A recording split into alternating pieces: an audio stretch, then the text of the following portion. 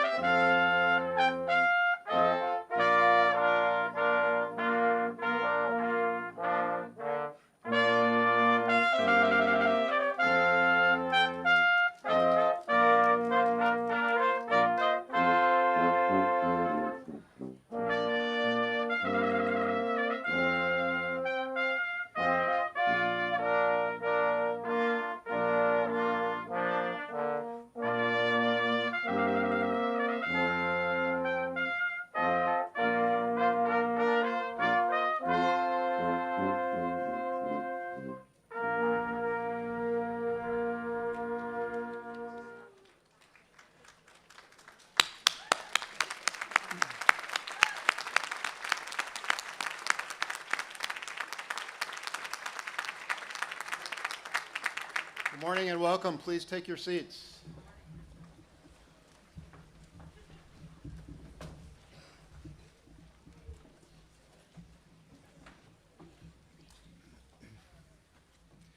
Good morning. It's my pleasure to welcome all of you to the 2023 Geisel School of Medicine Class Day and Commencement Ceremony. I want to thank all of you for coming today and for all of those of you who are joining us online streaming. My name is Dwayne Compton. I'm the Dean of the Geisel School of Medicine, and I'm going to serve as your Master of Ceremonies today.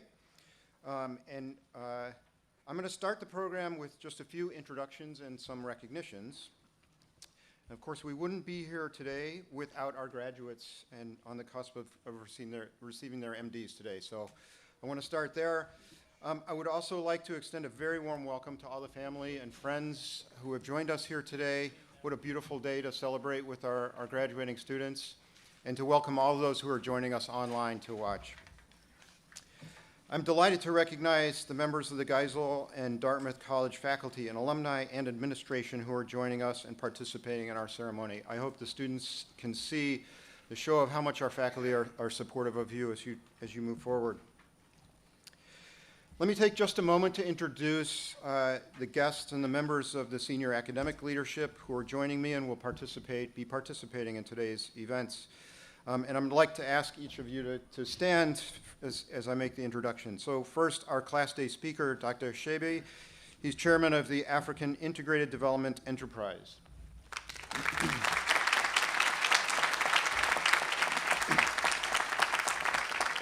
Dr. Kimienti, our Senior Associate Dean for Medical Education.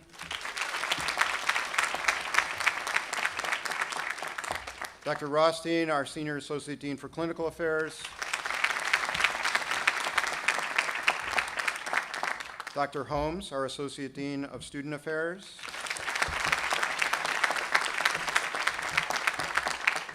Dr. Hood, President of the Geisel School of Medicine Alumni Council. Carolyn Kerr, Trustee of Dartmouth College. Emily Bakemeyer, Trustee Emerita of Dartmouth College. Dr. Brown, our Dean of Faculty Affairs. Dr. Pinto Powell, our Associate Dean of Admissions.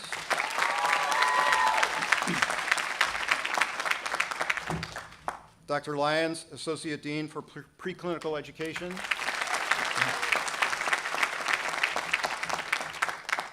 Dr. Mullins, our Associate Dean for Basic Science Integration.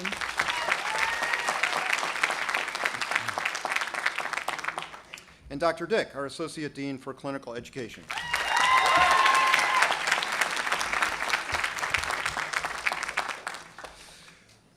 I would like to ask you all to join me in recognizing Dr. Catherine McInnes, who joins us. She's our bagpiper today, and she's a graduate from the year of 2011. So please join me in thanking her.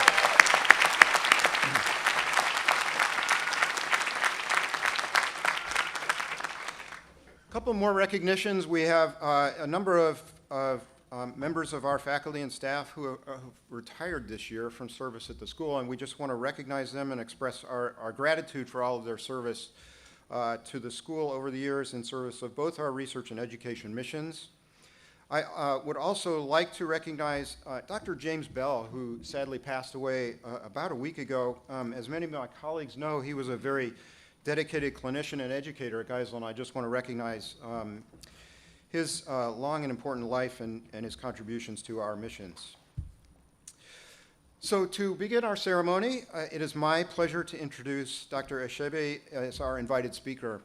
Dr. Eshebe graduated from Geisel, was then called Dartmouth Medical School, in 1996.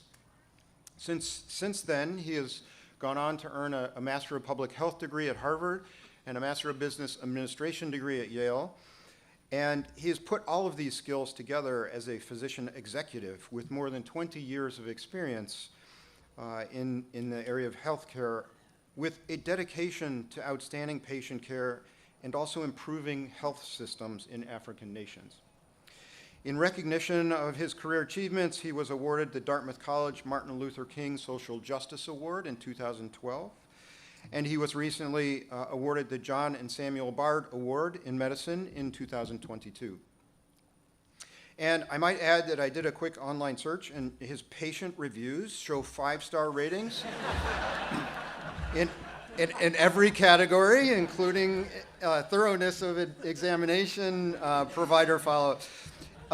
My point is that he is a dedicated physician to his patients, as well as looking to seek ways to improve systems of care that we have. So please join me in welcoming Dr. Achebe.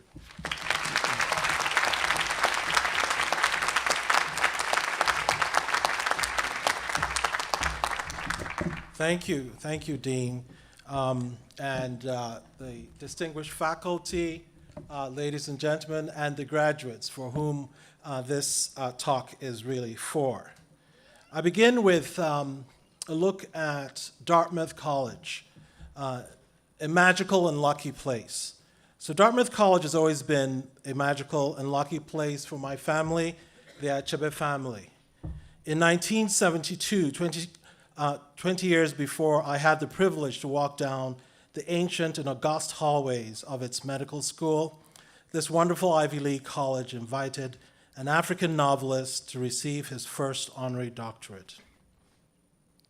That former wartime roving cultural ambassador from a defeated republic called Biafra packed up his things and set out on a transatlantic journey to America.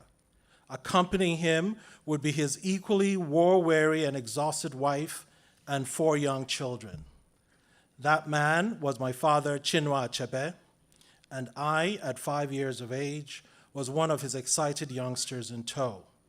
Over the years, Chinua Achebe, the author of classic novels known as the African Trilogy, Things Fall Apart, Are of God, and No Longer at Ease, amongst 20 other poems, short stories, novels, and collections of essays, would often refer to the Big Green as his lucky place, as it provided an auspicious beginning, permitting, as it were, eventually over 40 other colleges and universities from across the world to honor him with honorary doctorates. In 1990, Achebe again was invited to return to the lush green campus, this time as a Montgomery Fellow. My younger sister and I joined Dad during the winter residence in the house provided to Montgomery Fellows overlooking Oakham Pond on the Dartmouth campus, which was at once cozy, expansive, and adorned with serene manicured gardens. It was during that visit that I fell in love with Dartmouth again and nurtured a desire to attend its medical school. A few years later, I got a chance and the privilege to apply to the incoming class of 1996.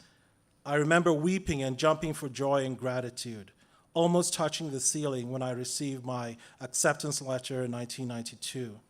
I still vividly recall the acceptance package with several documents encased in a deep green file embossed with the medical school insignia.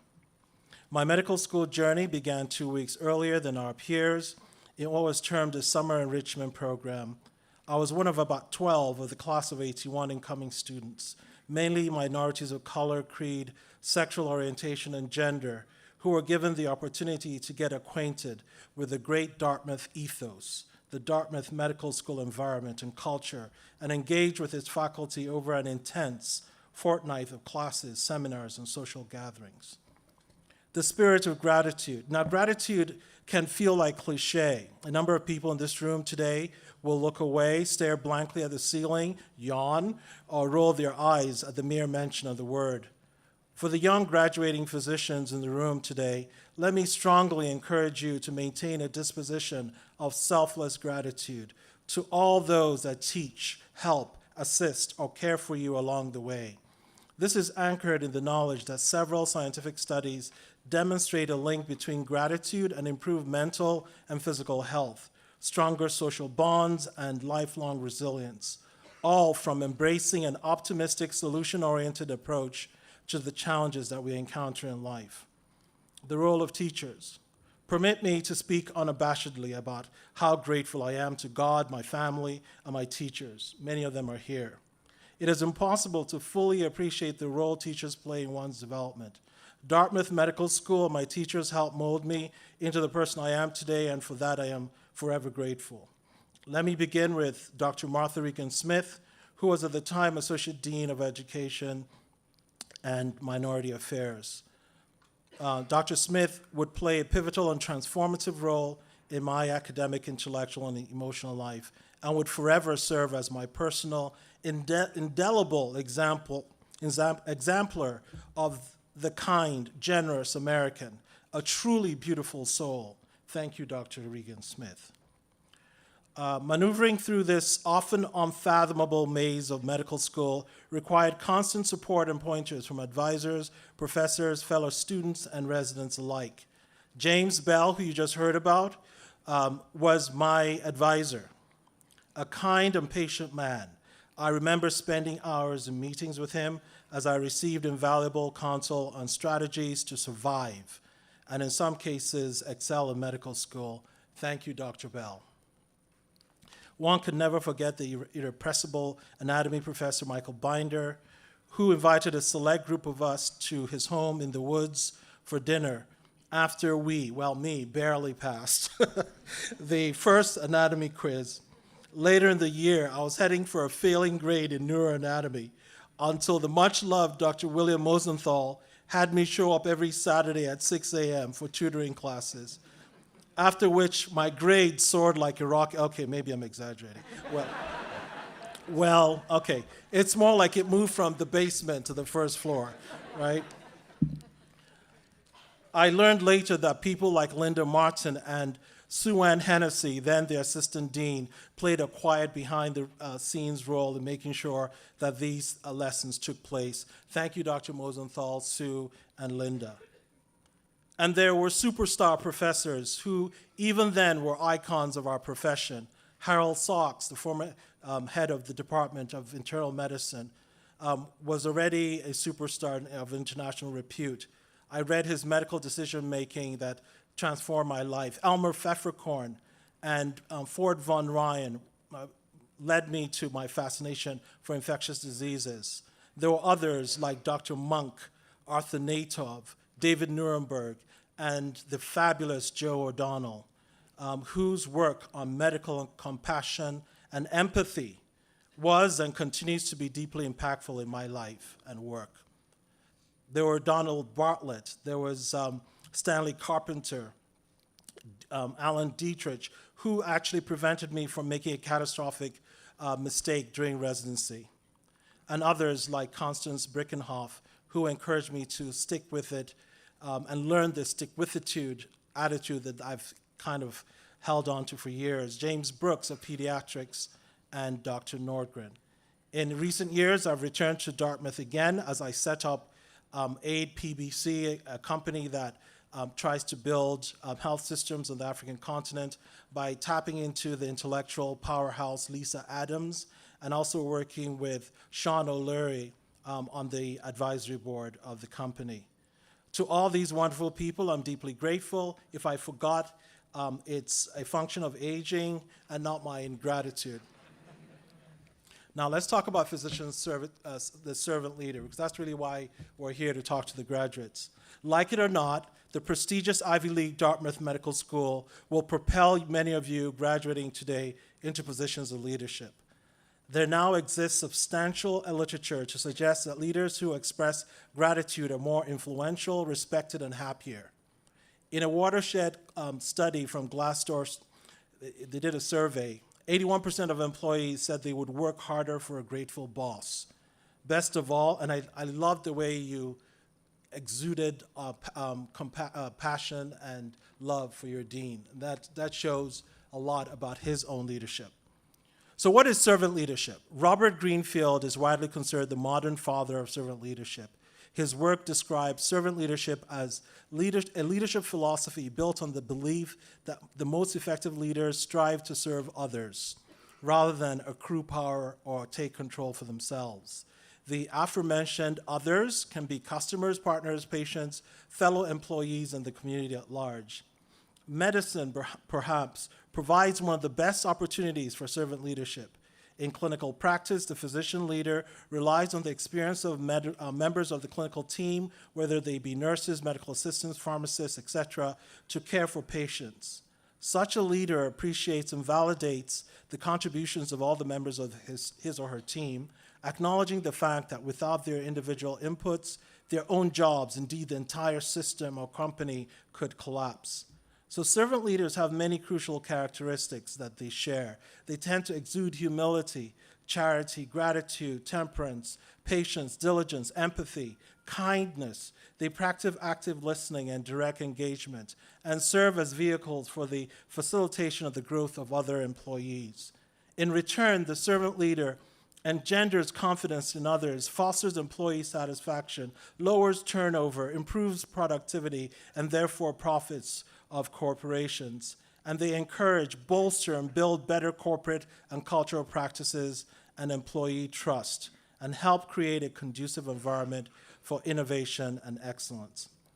I'm going to end and congratulate you, but then talk about the challenges ahead for all of you that you need to know and be prepared for.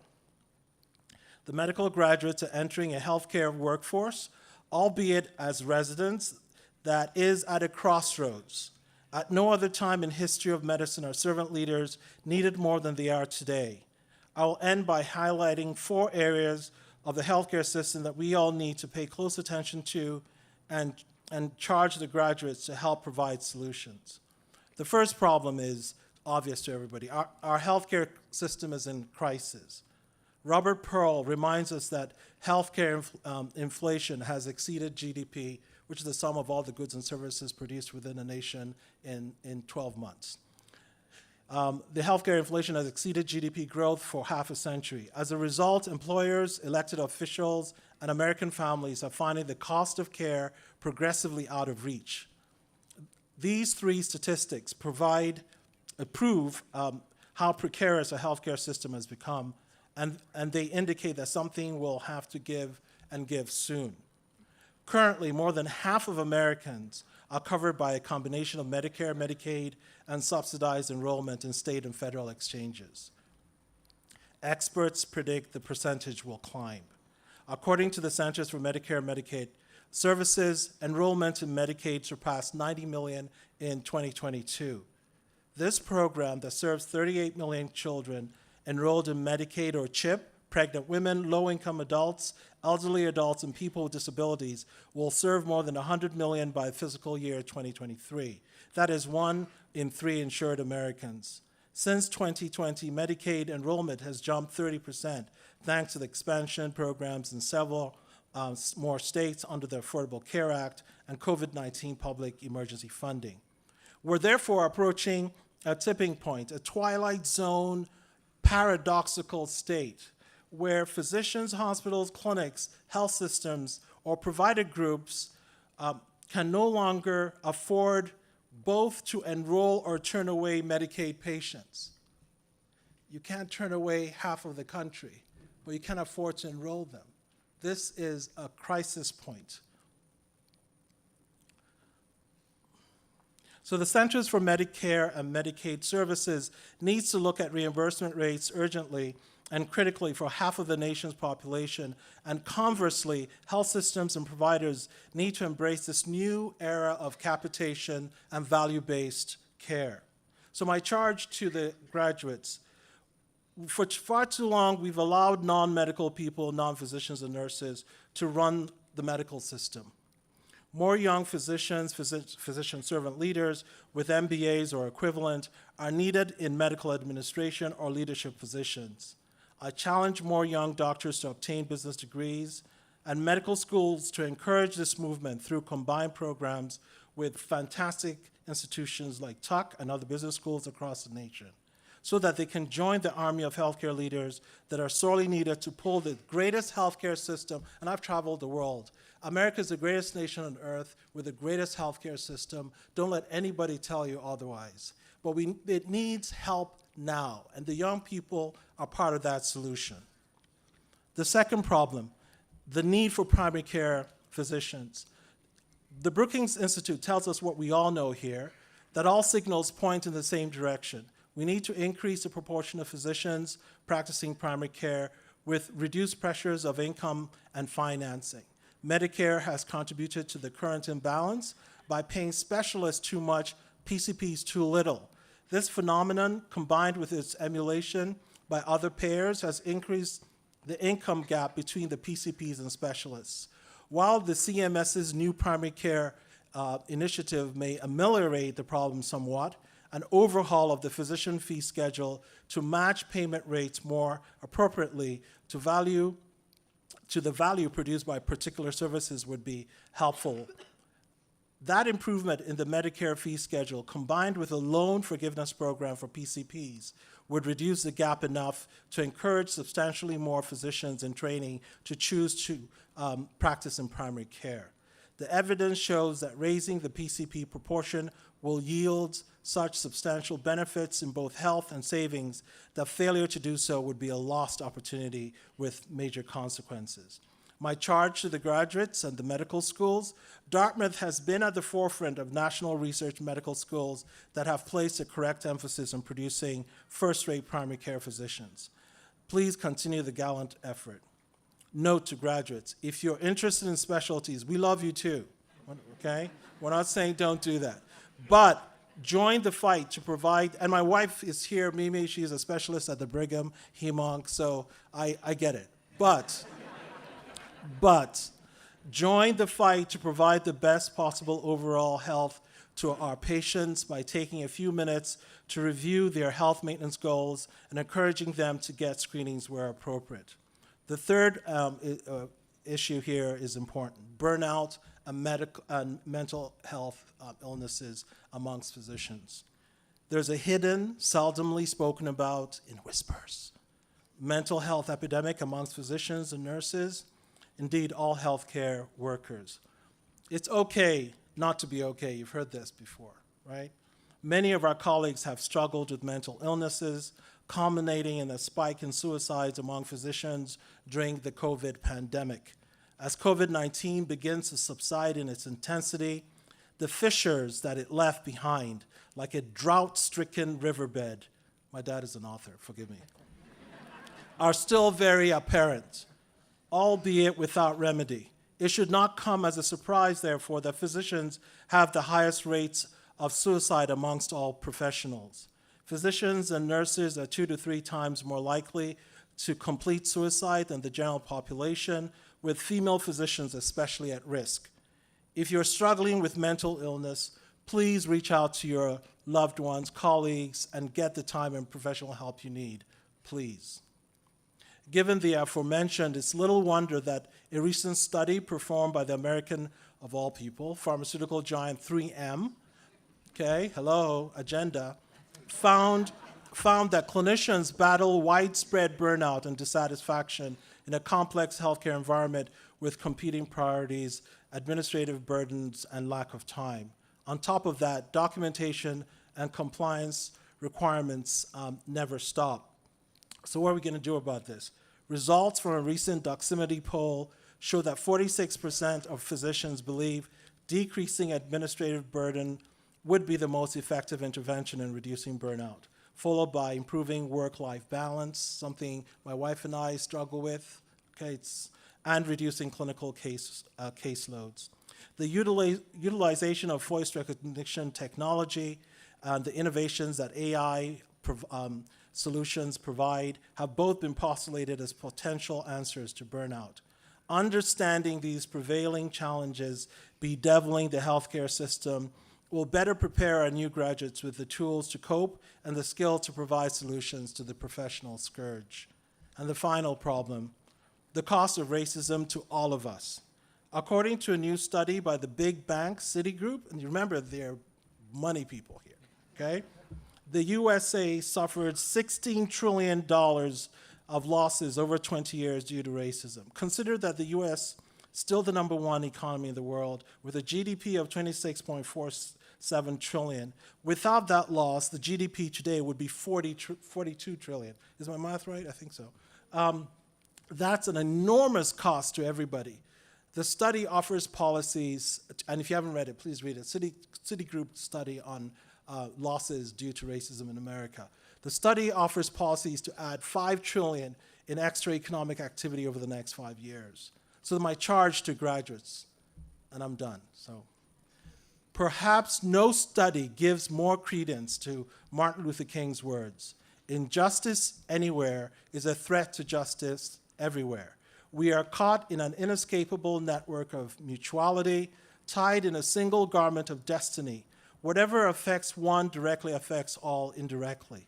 To Dartmouth, please continue to recruit and train the best people of minorities of color that you can find. To the graduates, be crusaders of social justice, fight all kinds of discrimination, and be beacons of light for equity and fairness. I leave you now with the words of the great philosopher that I'm sure you've all studied, Denzel Washington. Don't just aspire to make a living, aspire to make a difference. As physician servant leaders, march boldly into the world and leave an indelible, positive imprint on it. Good luck and Godspeed.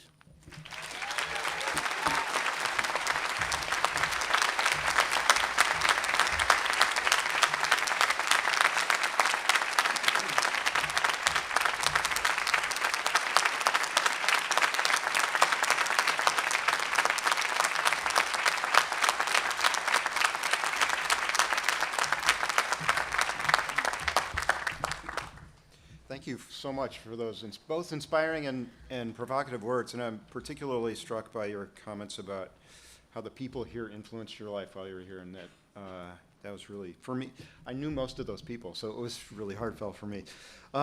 It's now my pleasure to invite Dr. Holmes to the podium to introduce our medical student speaker.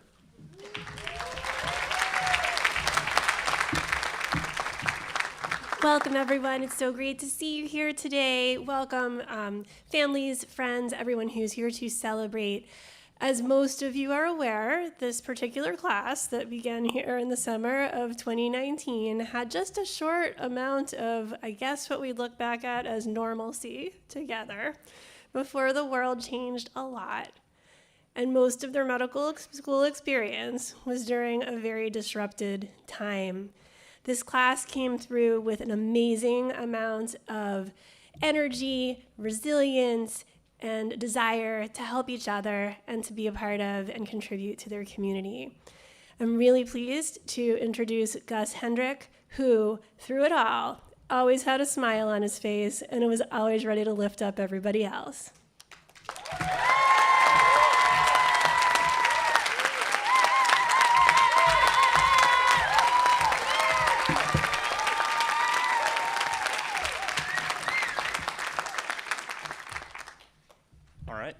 Ladies and gentlemen, esteemed faculty, and my fellow graduates, it is an honor to stand before you today as we celebrate the culmination of our time in medical school.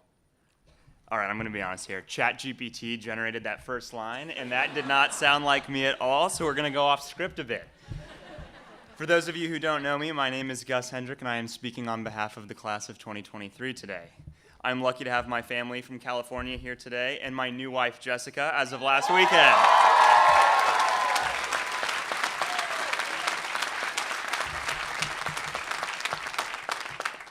It is really good to see everyone back in Hanover. Even you, Dr. Levy.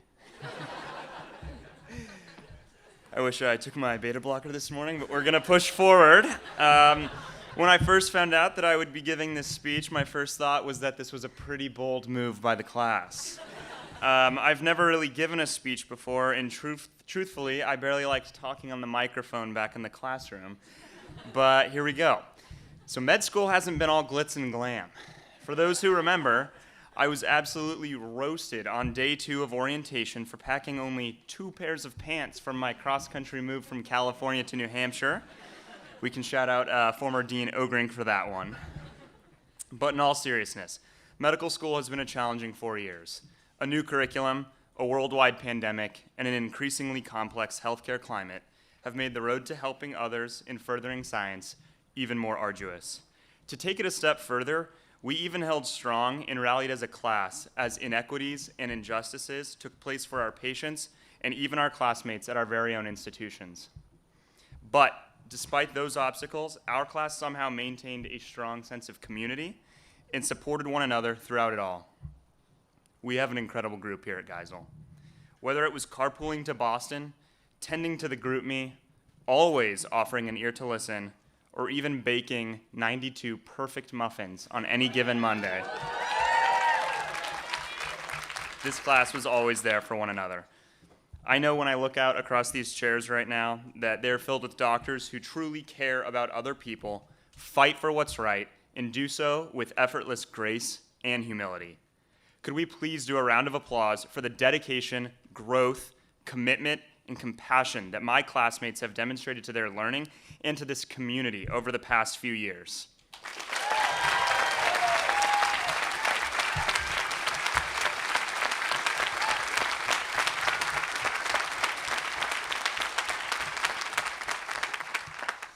All right, so on the topic of humility and growth, I've got a quick story to share. During the first month of school, we had a session in our On Doctoring course where we paired up and role-played a doctor-patient scenario, which at the time was pretty nerve-wracking. I was so new to this. I was paired with my classmate, Sean Turner. And for those of you who don't know Sean, he's a father. He's a veteran of our United States military, serving 20 years in the Army and Air Force. I mean, the guy's got biceps like tree trunks. And then there was me. Fresh out of college, never touched a stethoscope, 2 pairs of pants to my name. In this scenario, he came to the doctor with a headache. I took his history. I asked the basics. When did it start? How did it happen? You take anything to make it better, et cetera, et cetera. Eventually, though, I ran out of questions and our conversation fell flat. Could anyone in these first 2 rows, or maybe even some of our faculty, raise their hand if they've ever ran out of questions with a patient before? Oh, good. I'm not alone. Anyway, in a moment of sheer panic and fear, I felt the need to fill that silence with one final question. I looked at Sean in the eyes, and without missing a beat, I said, "So, do you take your headache to work with you?" I swear, I thought he was going to drop out of school right then and there. The look on his face said it all. What I meant to ask is if his headache had kept him from completing his work, but sometimes you just gotta laugh at the small mistakes and move on. So, all that to say, if any of you resonated with that story for even a bit, we've come a long way since our first year. And I mean truly, look at some of the awesome stuff we've done. We call consults, we participate in surgery, we comfort those in times of need. We give vaccines, we present cutting-edge research at nationwide conferences, and that is only the beginning. Seriously, we've come a long way. And on that note, I want to congratulate the graduates of the class of 2023 and give a huge thank you to those members of the class of 2024 who started school with us back in 2019. We seriously couldn't have done it without you by our sides, and I'm eagerly awaiting to hear about your next chapters. I'd also like to thank the incredible professors and administrators at Geisel who helped guide us through the past 4 years and for not only giving us the knowledge to succeed as physicians, but also the skills to adapt to new situations and overcome adversity. May our careers be filled with laughter, unforgettable moments, and just the right amount of hand sanitize. That was another ChatGPT line, sorry about that. Anyway, thank you for your time today. Let's go out there and make the world a healthier and happier place. This group made my mid-20s incredible, and I'm going to miss y'all dearly. While I'm up here, I'm going to take a quick picture with the graduating class. So on the count of 3, everybody say Golden Weekend. 1, 2, 3. Anyway, that's my time. Thank you, and I hope you have enjoyed this wonderful day with your family and friends.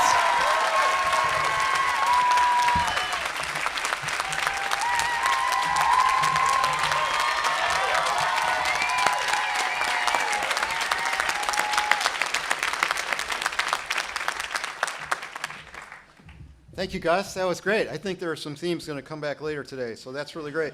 And I think the only way to follow that act is by actually hooding our graduates. So it is my great pleasure now to officially induct our graduating students into the medical profession as we formally confer onto each student the doctorate of medicine and present them with their graduate hoods. So the hood is an outward signature of your academic degree, and it will be something that signifies your academic rank throughout your entire career.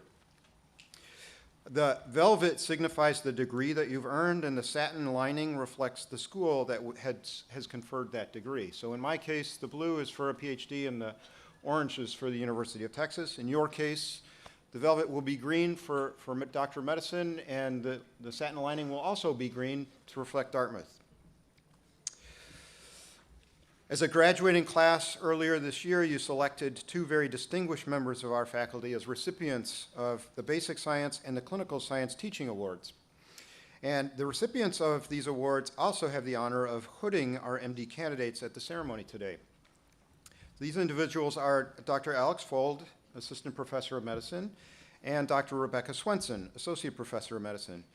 And unfortunately, Dr. Fold is unable to attend the ceremony today, but he is sending his best wishes to all of you. So Dr. Swenson will be hooding all of you today.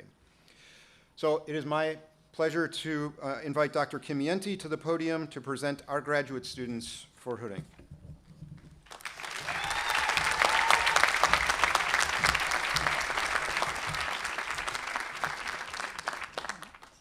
Good morning. Students in the Geisel School of Medicine class of 2023, allow me to extend a warm welcome to you and to your loved ones and share my heartfelt congratulations to you all as you embark on the next phase in your professional journeys as physicians. It is my honor today to welcome you to the stage to receive your academic hoods and for the conferral of your degrees. Will the graduates please stand and come forward when I call your name? Dr. Sean O'Donnell.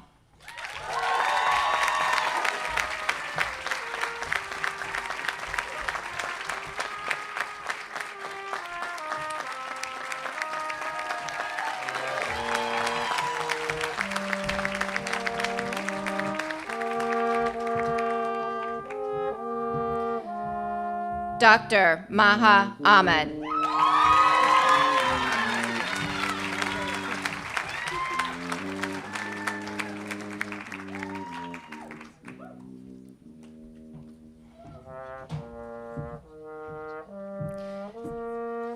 Dr. Romina Almada Gosweiler.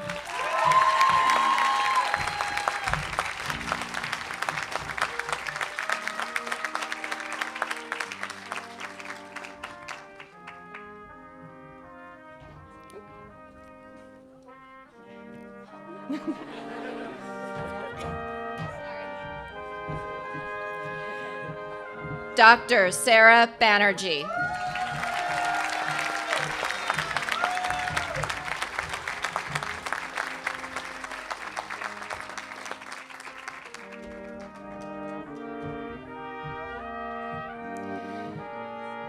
Dr. Aya Bashi.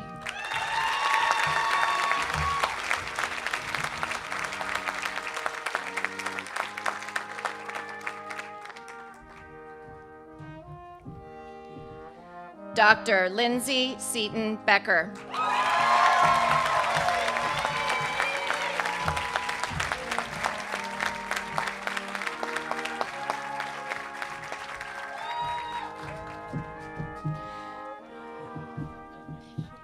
Dr. Joseph William Bello.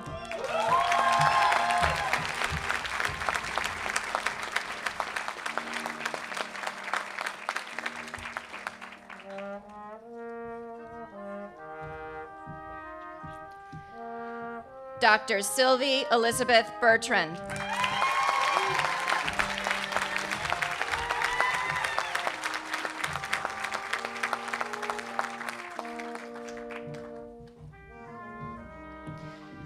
Dr. Catherine Michelle Baccalucci.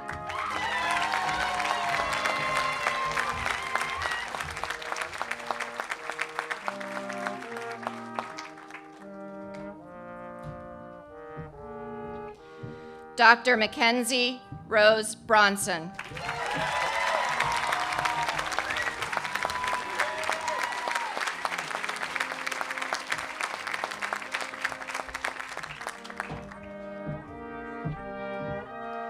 Dr. Rachel Ann Brown.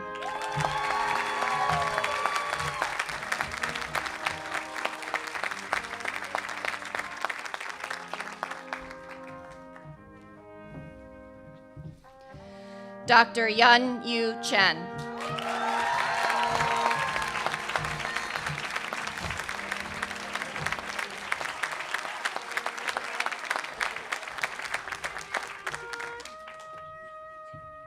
Dr. Robert Timothy Chung.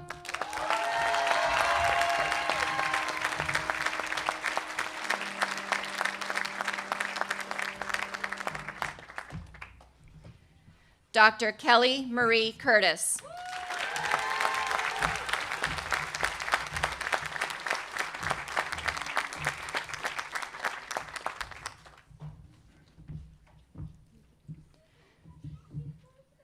Dr. Sophia Lene Devers.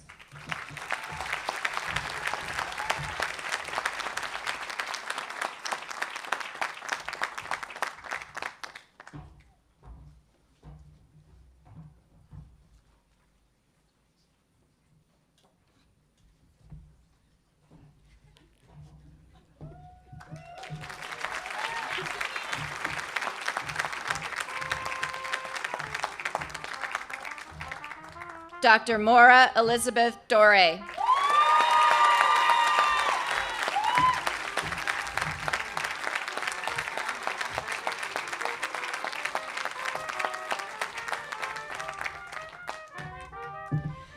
Dr. Hayden Powers Doty.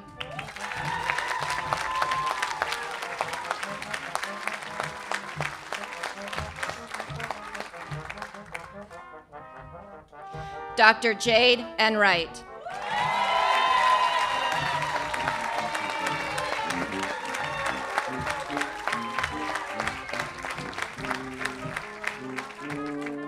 Dr. Haider Salman Gayasuddin.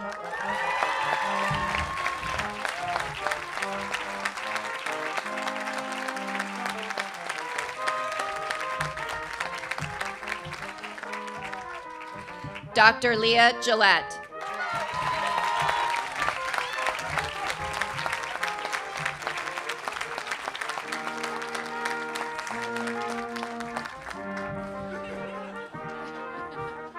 Dr. Catherine Goris.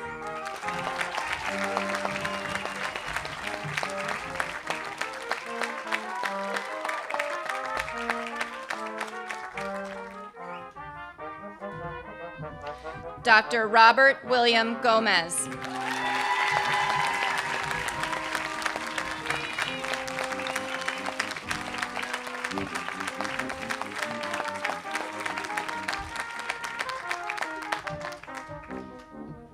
Dr. Elena Haight.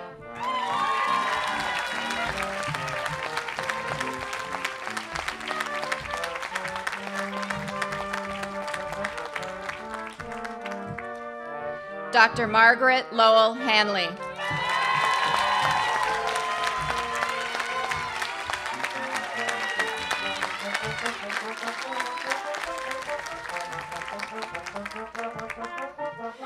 Dr. Emily Jane Harmon.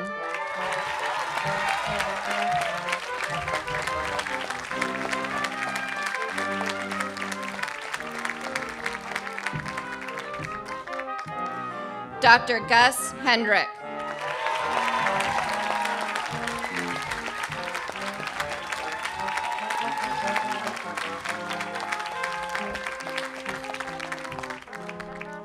Dr. Eric Daniel Jane.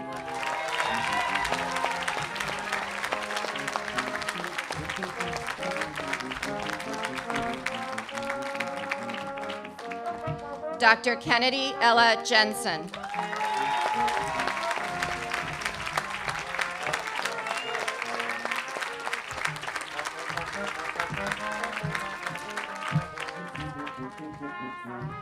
Dr. Stephen David Johnson.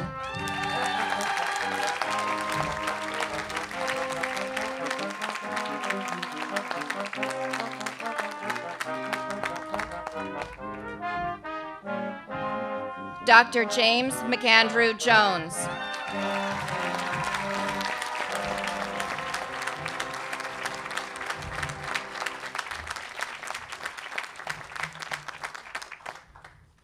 Dr. Nathan Jalen Kung.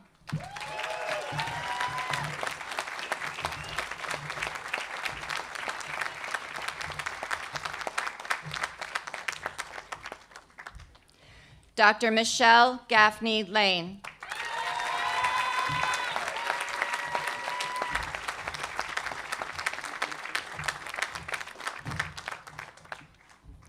Dr. Chloe Nazra Limlan Lee.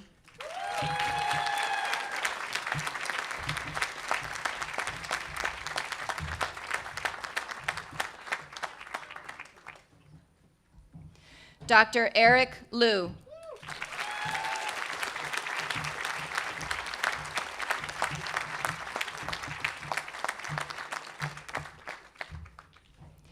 Dr. Emily Ellen May.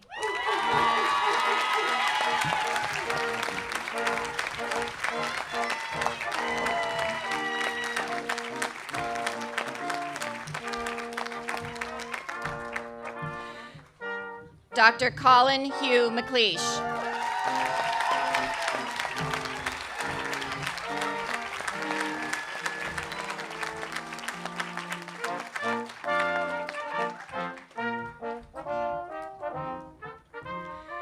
Dr. Linda Marie Morris.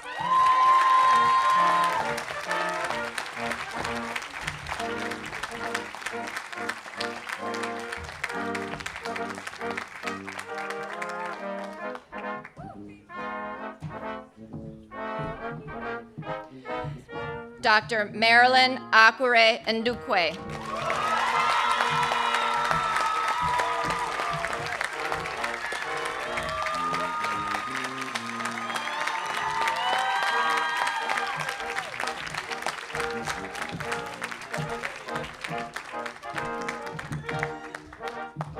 Dr. Michaela Jane O'Connor.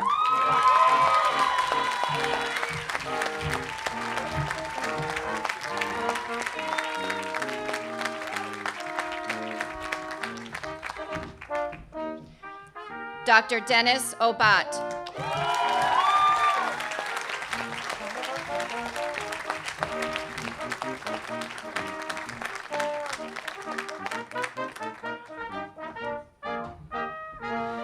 Dr. Thomas Cyril Palladino.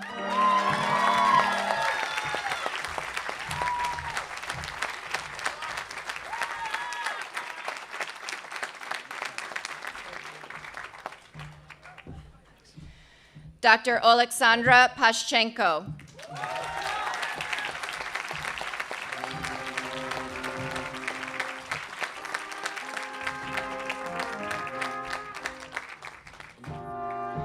Dr. Soham Darshan Patel.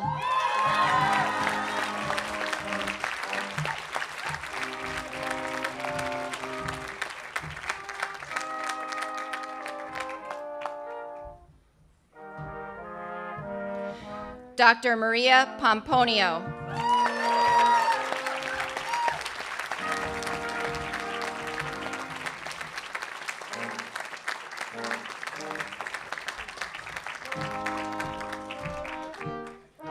Dr. Catherine Frances Quarles Stevens.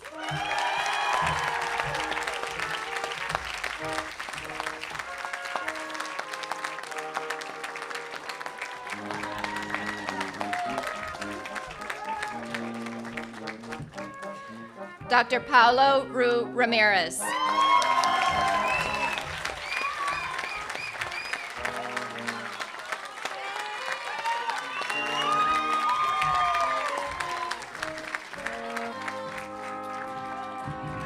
Dr. Nicole Marie Ratnapala.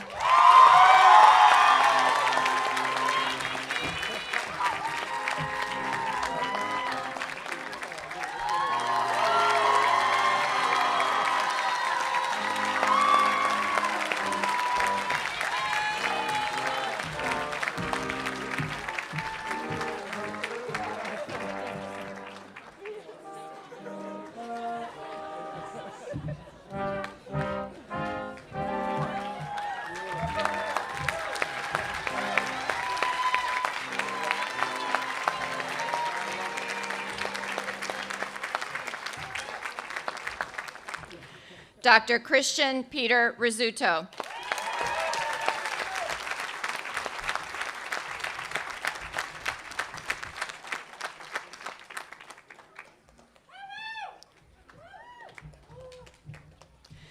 Dr. Yvette Annalise Ronner.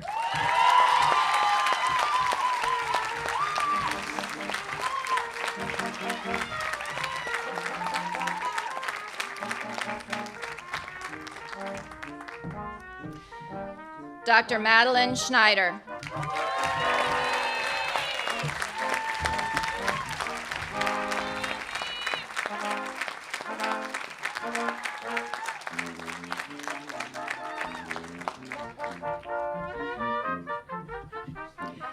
Dr. Lucy Eliza Skinner.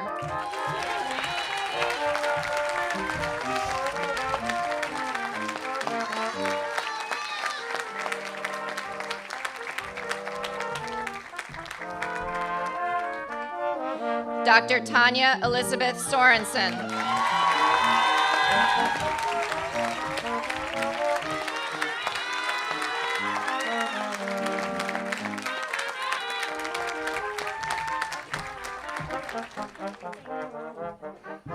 Dr. Aaron Reza Sugito.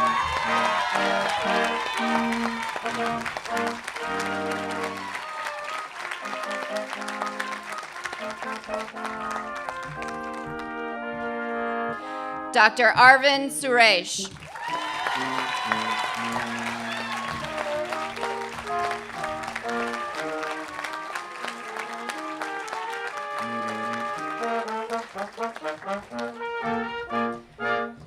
Dr. Priyanka Taude.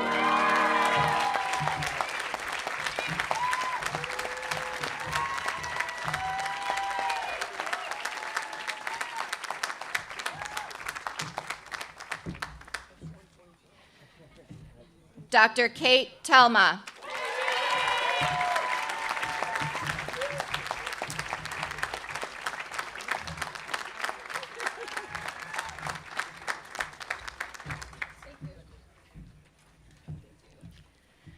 Dr. Isabel Tercio.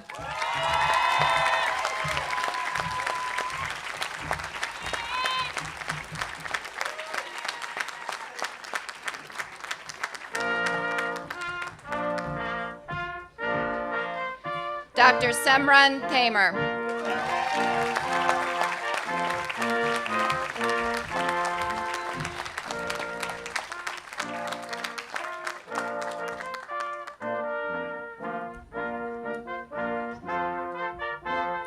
Dr. Noah Xavier Tachi.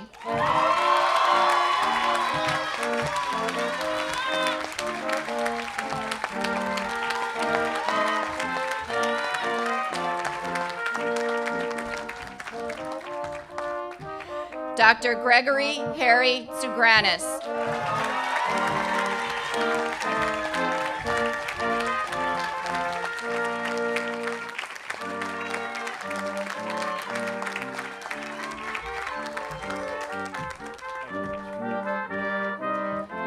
Dr. Irene Victoria Vargas.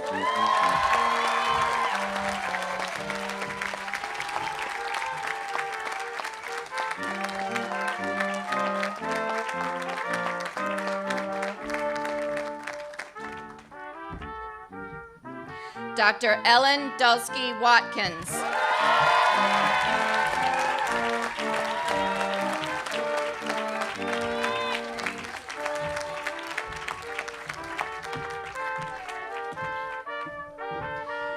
Dr. Nakia Marie Whiten.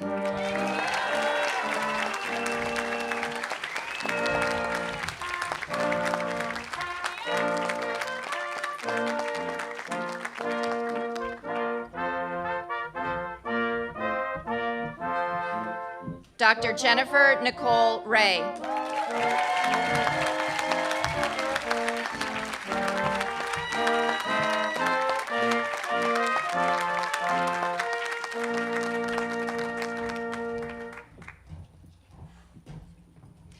Dr. Dylan Christopher Zerjev.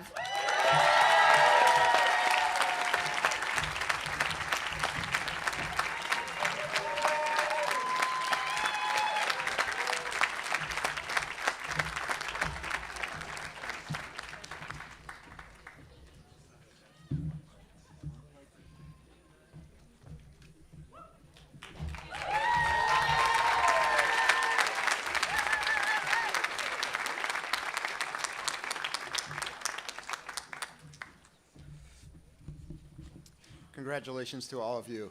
Yeah, of course.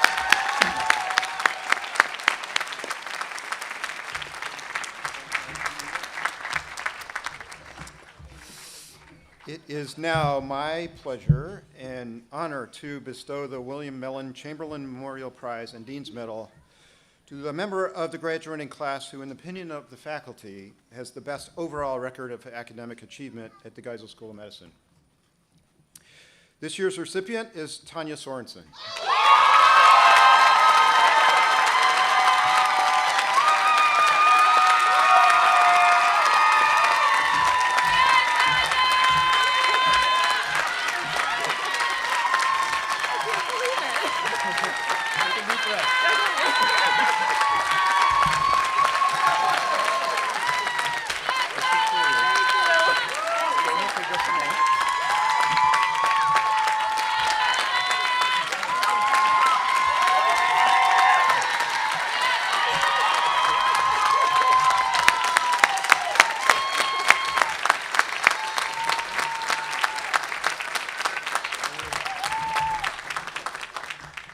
So Tanya has been outstanding in every respect as a medical student. She's excelled both in the classroom and in the clinical setting.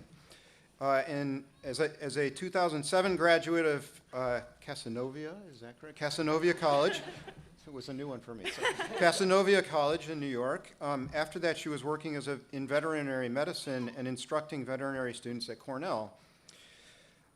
She went on to complete her pre-bac studies at Harvard prior to matriculating here at Geisel in 2019. And here at Dartmouth, Tanya participated in research in the Department of Anesthesiology and recently presented her team's research at the American Society of Anesthesiologists at their annual meeting in fall of 2022. She's been described by faculty as, and this is going to be a few quotes, so I'm going to string them all together, but smart, efficient, and dedicated to patient care. She not only pays attention to the technical aspects of medicine, but also the humanistic side. She is unflappable, and she's focused, calm, and professional in everything that she does. Skillful in juggling competing demands and getting her work done efficiently.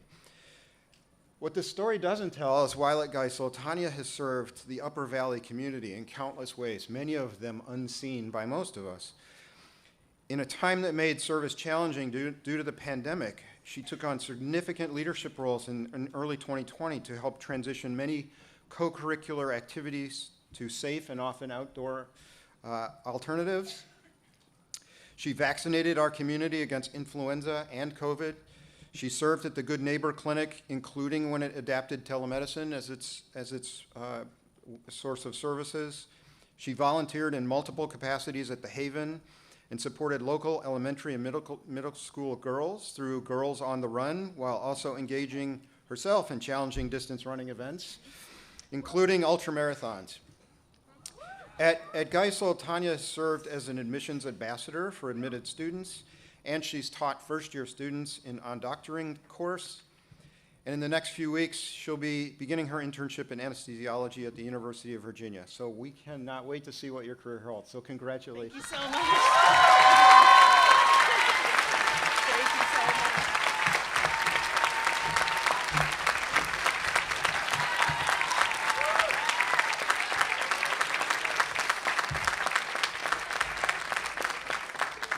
I'm now pleased to invite Dr. Kimienti back to the podium to present the Good Physician Award.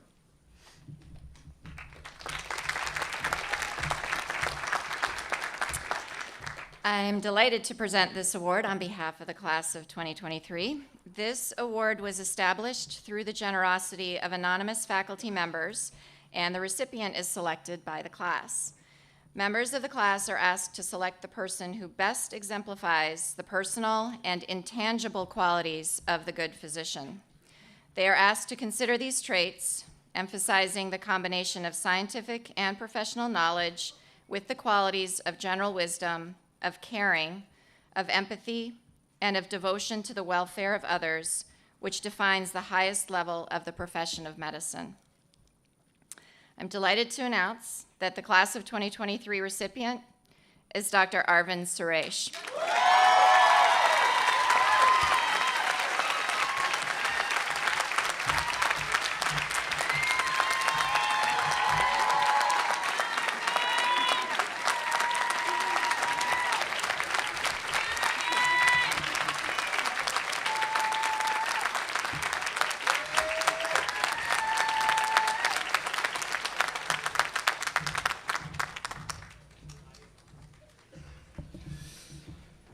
would now like to invite Dr. Rothstein to the podium to lead the recitation of the Hippocratic Oath.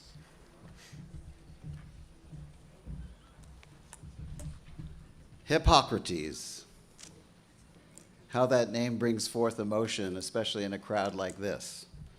The history of the Hippocratic Oath is an interesting one and has been nicely presented in a recent two-part series, co-authored by Dr. Helen Asketopoulou, Emeritus Professor of Anesthesiology at the University of Crete School of Medicine, and her co-author Antonios Fagansis, lawyer in the Supreme Court of Athens, published in 2018 in the European Spine Journal. Their manuscripts are an enjoyable read, especially for those who like the history of medicine, and I've borrowed from their delightful prose for this discussion.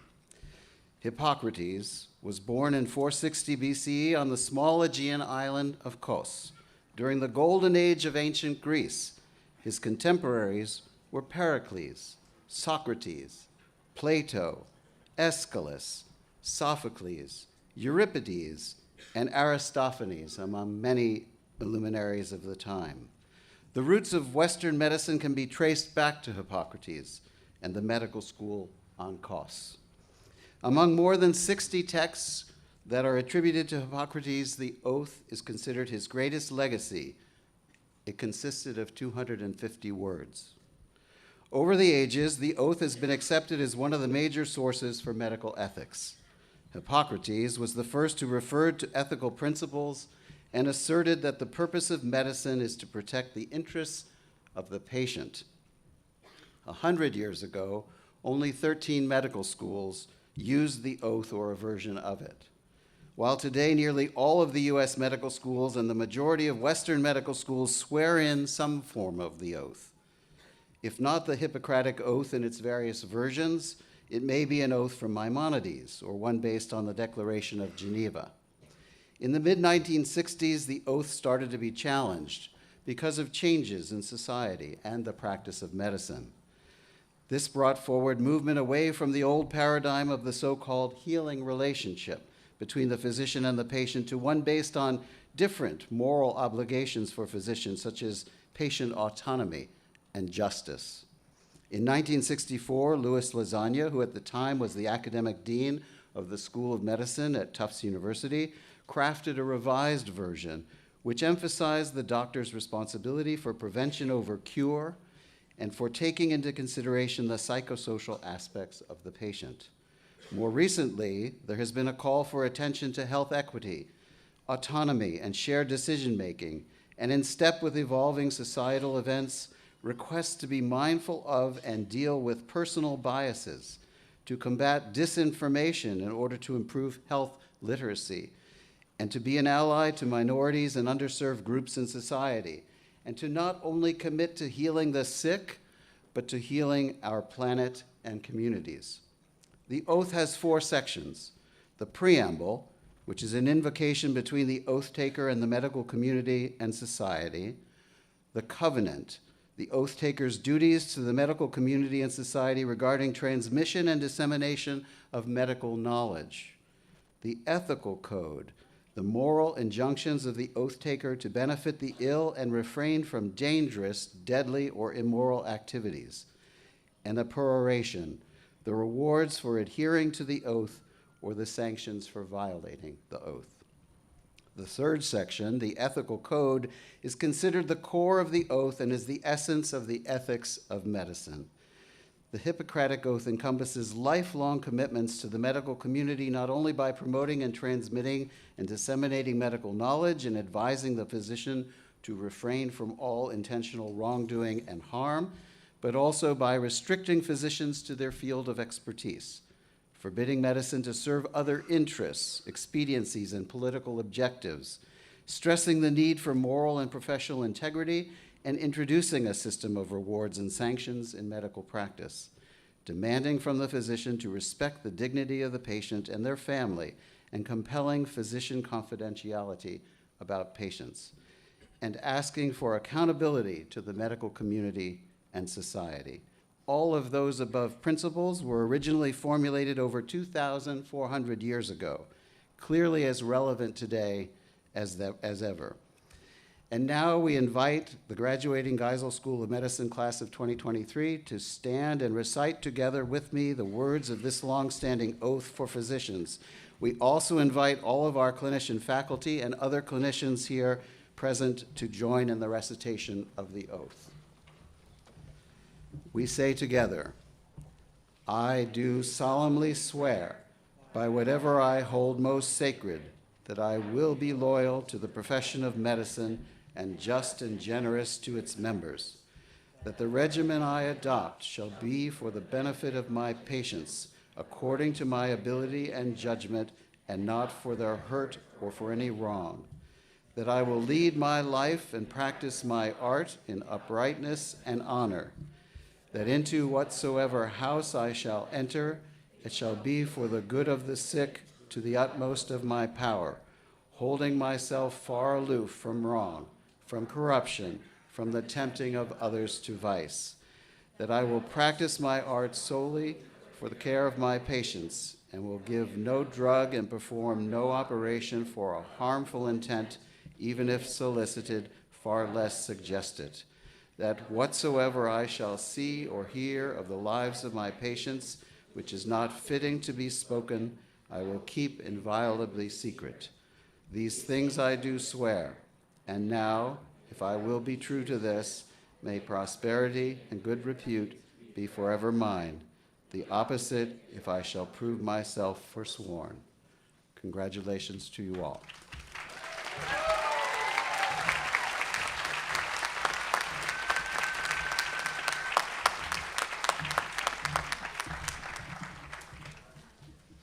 I would like to take a moment to recognize and thank several of our students today for their military service, as well as members of our community who are currently or have served. Among our students, Robert Chung, Stephen Johnson, and Noah Tucci.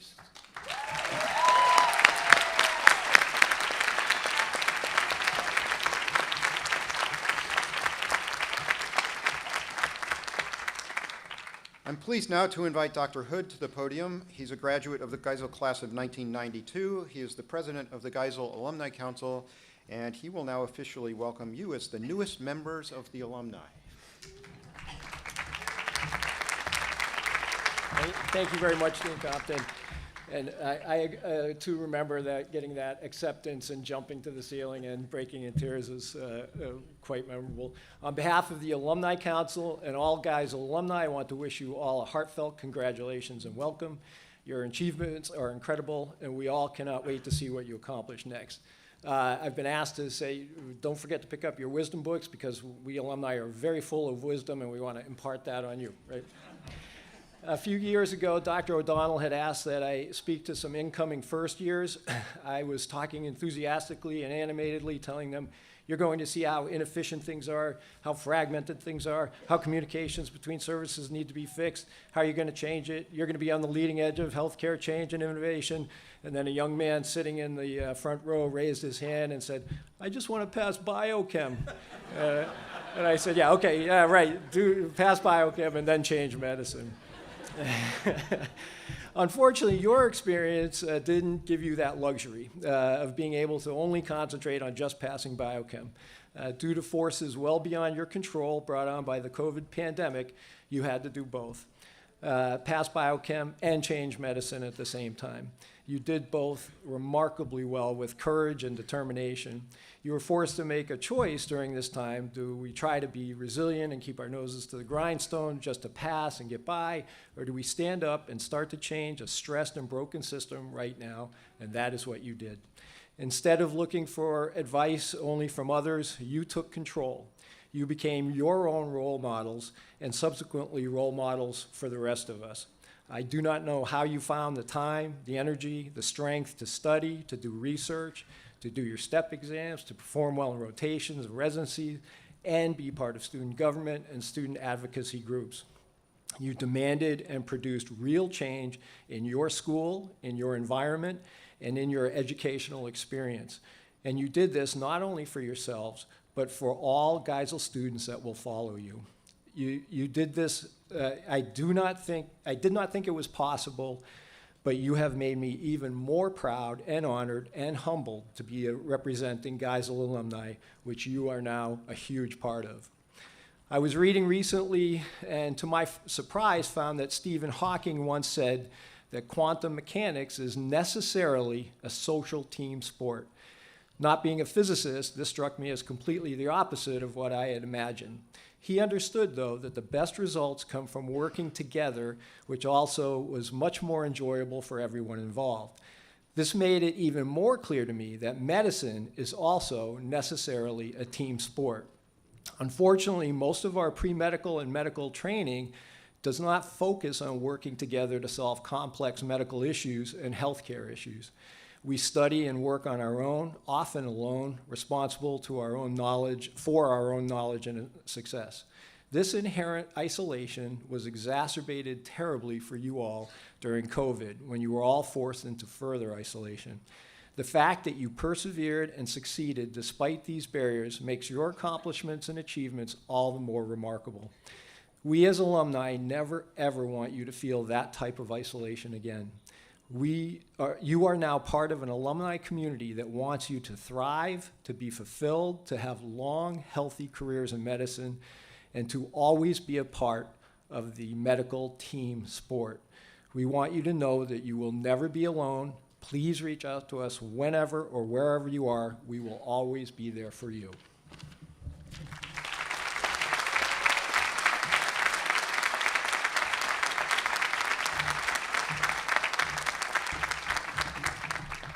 Thank you, Dr. Hood. Before I provide my closing remarks, just an invitation to everyone here. We have a reception set up in the tent immediately behind the tent you're sitting in now, and we invite everyone to participate after the close of the ceremony. So let me start just by offering my sincere congratulations to each of you on graduating today. This is really an achievement, and we're really proud of you. So congratulations to all of you.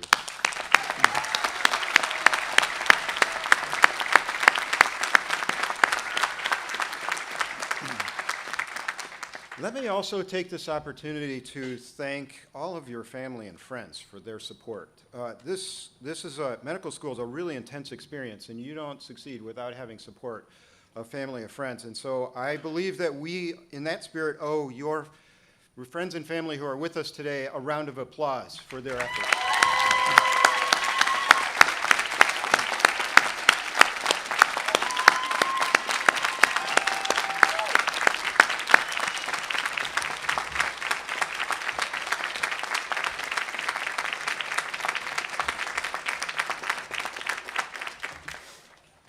Also, I'm very grateful and want to thank again Dr. Ashebi for joining us today and making this a very special ceremony for our graduates and for providing his really interesting and inspiring thoughts. So thank you.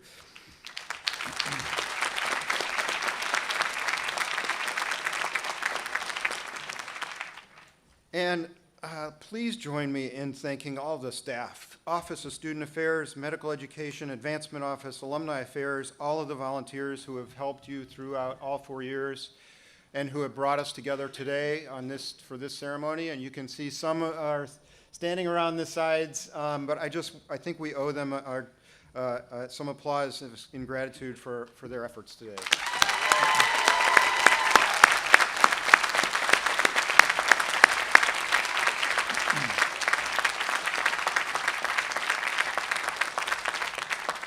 So it's a glorious day today. I don't want to take too long, but I have a few closing comments to share with you. And I'm very grateful to everyone, all your friends and family who came today to be in person with us. For those who are streaming online, thank you for joining us.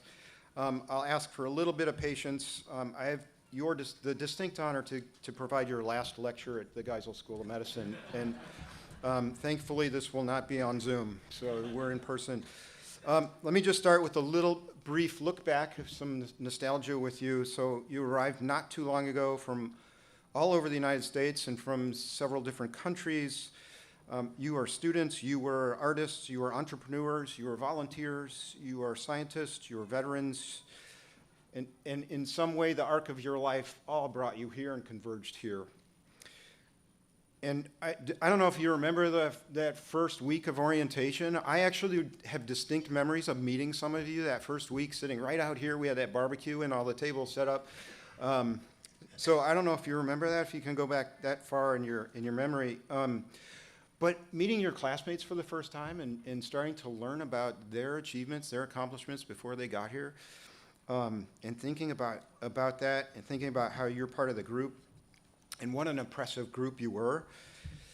And I would say just today, sitting here, realizing how much you've come and how much you've grown together as a group and experienced and as you've gone through medical school, it's pretty remarkable and pretty amazing what you've collectively shared. By my estimation, you've completed nearly 5,000 didactic hours in the classroom.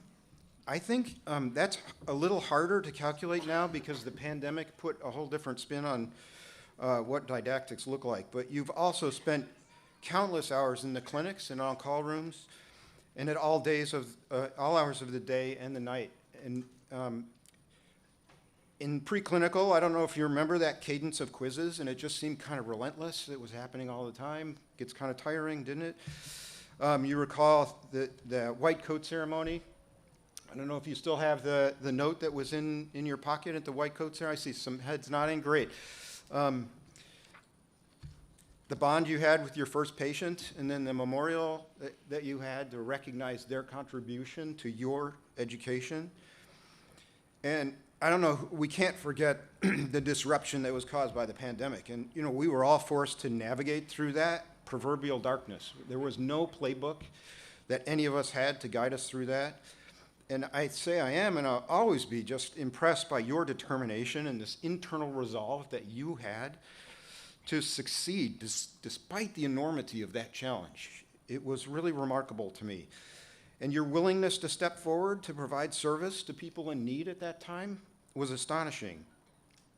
You dedicated yourselves to vaccination clinics for flu, for COVID. You tutored children in Manchester online when their schools closed. You provided EMT and medical assistance services. You provided child care for frontline healthcare workers so they could be active in the clinics. It was just incredible. It's on and on. Do you recall your first exam room experience with your preceptor? You go in the exam room with a patient. Do you remember your first exam room experience when there wasn't a preceptor there? You must have had an experience assisting with a birth or suturing a wound, performing blood draws, lumbar punctures, or vaccinating a child. You know, maybe that even led to a conversation with someone who does not believe in the importance of vaccinations. I'm sure some of you had those conversations with people. You recall the different clinical sites you rotated through, how each one was kind of different, yet they're all fundamentally the same because they're focused on the patient. You recall that the first physical exam you gave and the history you took and realizing that patient just shared with you private information about themselves. You recall a patient when you had to call a patient maybe at home or talk with a patient's family to give good news or maybe to give some bad news. And maybe match day. You remember match day a couple months ago?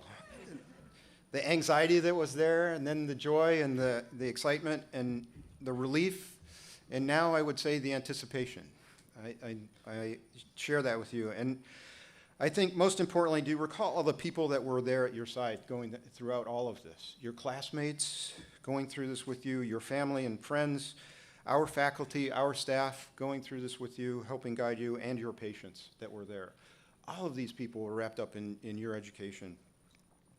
And with all humility, I stand here as a representative of the entire Geisel faculty and staff, and I speak on their behalf to say that we're incredibly proud of what you've accomplished, and against all odds what you've accomplished, and also for being such a rich contributor to our community. You've actually given as much as we've offered. And what we have done in our work is really guide you from that point when you are an aspiring applicant to today, where you are actually walking out of this room today as a practicing physician.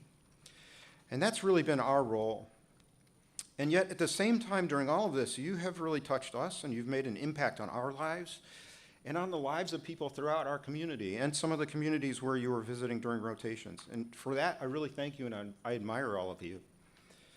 And in this context, I'm reminded of a quote from Mahatma Gandhi. In a gentle way, you can shake the world.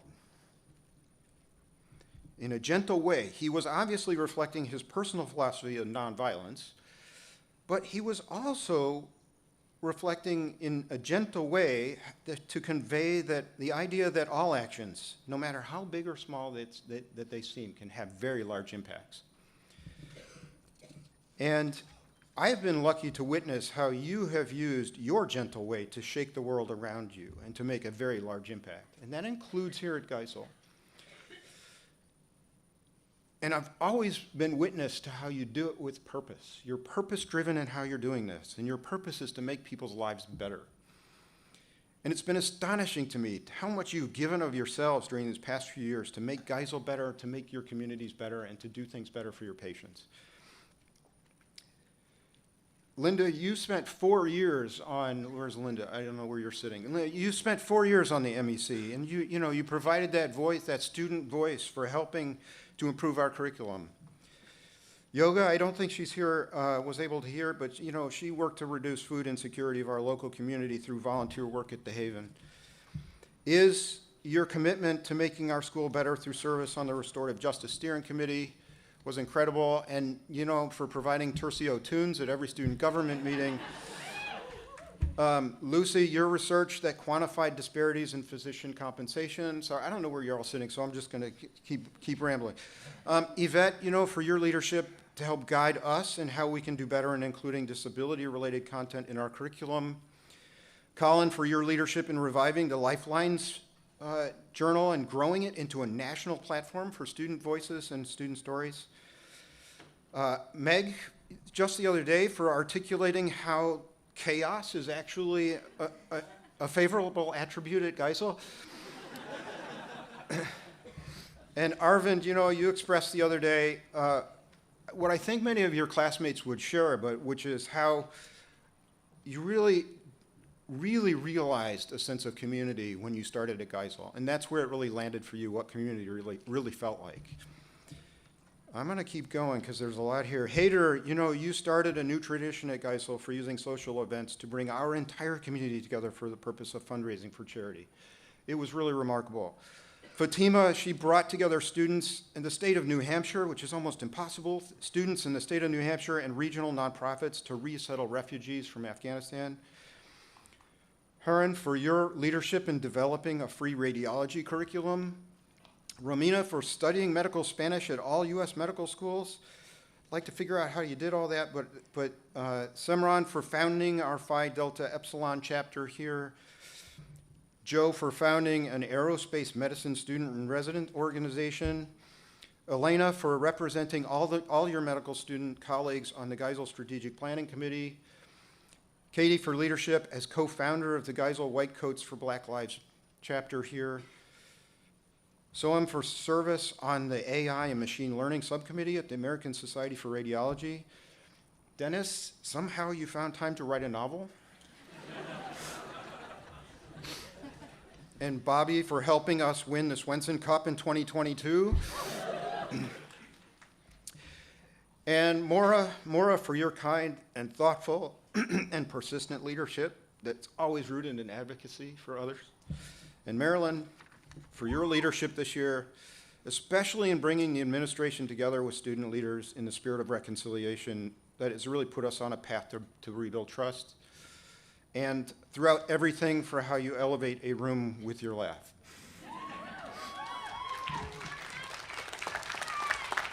So it's impossible to list everything that each one of you have done. And I do, at this point, I have to apologize for not calling out every single person and what you've contributed, but it has been your gentle way of shaking the world, and you've been doing this ever since you got here. You have, in different ways, each of you have served in different ways. You've served in the Good Neighbor Clinic, the Mascoma Clinic, on Latino Medical Student Association, at WISE, at the Student National Medical Association, Project Salud to support migrant worker health, Asian Pacific Medical Student Association, Beyond the Books, the Claremont Soup Kitchen, the Upper Valley Haven, the Upper Valley Brain Bee, Moms in Recovery, Dartmouth Ears, Art for Kids. Some of you have been rural health scholars, some urban health scholars, Physicians for Human Rights, and you've done community outreach projects as Albert Schweitzer Fellows. It's incredible. I don't know what our future holds collectively. What I do know is that I'm incredibly confident walking into that future beside all of you. And it's because I witnessed how your gentle way can shake the world for the betterment of all of us. And what excites me the most is knowing that every patient that you're going to encounter in your career will experience that same gentle way, that you apply yourself to improving their life. And each of you arrived at Geisel as an extraordinary individual. You're exceptionally intelligent, you're compassionate, driven by a desire to help others. And you came here shaped by a variety of different life experiences. What we have done, and this is in our gentle way, what we have done is guide you through a curriculum that gives your innate altruism an agency to make big impacts as physicians. And as we congratulate you on graduating today, we do so with the confidence and excitement about how you're going to go shake up the world. You've done a lot to shake up Geisel, and you're going to go out and you're going to shake up the world. So class of 2023, I'll conclude this last lecture at Geisel by saying on behalf of all of us, the faculty and the staff, it has been our distinct pleasure and privilege to work with you and to guide you through your medical education. I offer you my deepest congratulations for each of you on graduating today, and I look forward to witnessing how you're going to go gently shake up the world. So congratulations to each of you, and I wish you the very best in everything that you do.